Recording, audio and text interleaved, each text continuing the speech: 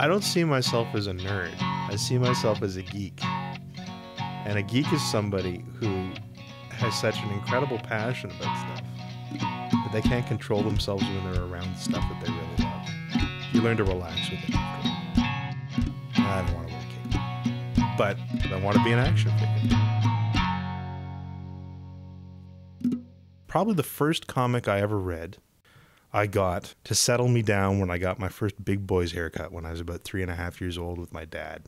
It's this bizarre Uncle Scrooge comic. I was a big Disney guy before I was a superhero guy. That's the stuff that I first started reading as comics regularly. And then because of the Spider-Man cartoon from the 60s and the Batman TV show, I started edging into superhero stuff. I can remember watching the Batman TV show with my dad, like before I could talk. I must have been like 3 years old, 2 years old. So yeah, the stuff has been kind of there, kind of seeping all along. And comics themselves as a medium are they're very special to me. A lot of people see comics and they only think of superheroes. That's not what comics are, because you can tell any kind of story in comics. You have an important idea or an image that's related to somebody doing something that's encapsulated in one panel, and then the panel next to it is the next step. There's nothing really like them as far as telling a story or getting image across. And there are things that'll work in comics that don't work in any other medium. When you read a comic, you kind of go in by yourself.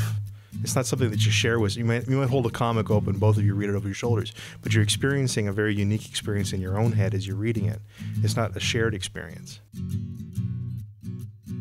I am, unlike a lot of people who are involved in the hobby, I'm a very social person. And a lot of that has come from just similar interests in, if not comics specifically, things that relate to comics. And then there's conventions and things too, where you meet people from all over the place, who kind of congregate into one place, and that's been great. You get to meet people who make the stuff and things like that too. So there's a social aspect to the hobby, and I think is kind of downplayed a lot as far as the prejudices related to the hobby are concerned. It stopped being something that is a means of sequestering something for myself, and it started being something that I feel I can share with people. It was always meant to be a commodity, but the funny thing about it is that some of the more fringier stuff like comics or obscure radio or older stuff, B-movies, things where nobody was really paying any attention to them, so you could actually say stuff with them that you can't say with big budget things.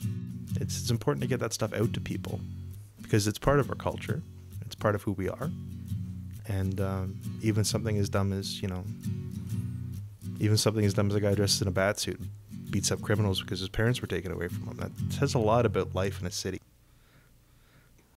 There's this bit in an Uncle Scrooge comic, the first time he shows up, is he's rolling around in his money. And he says, I like to dive in it like a porpoise. I like to throw it up in the air and let the coins bounce off my head. I like to giggle in it until I go crazy. That's kind of how I feel about this stuff. I love this stuff.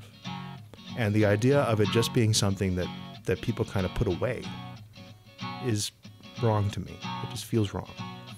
It's stuff that's there for anybody, especially now because of the internet, scanning and posting stuff. I'm guilty of that on my own blog.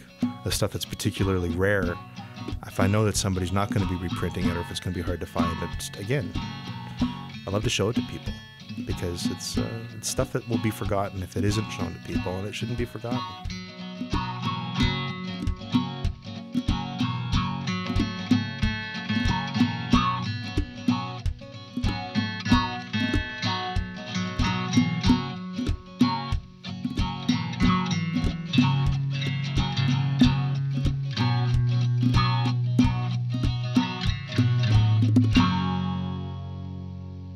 you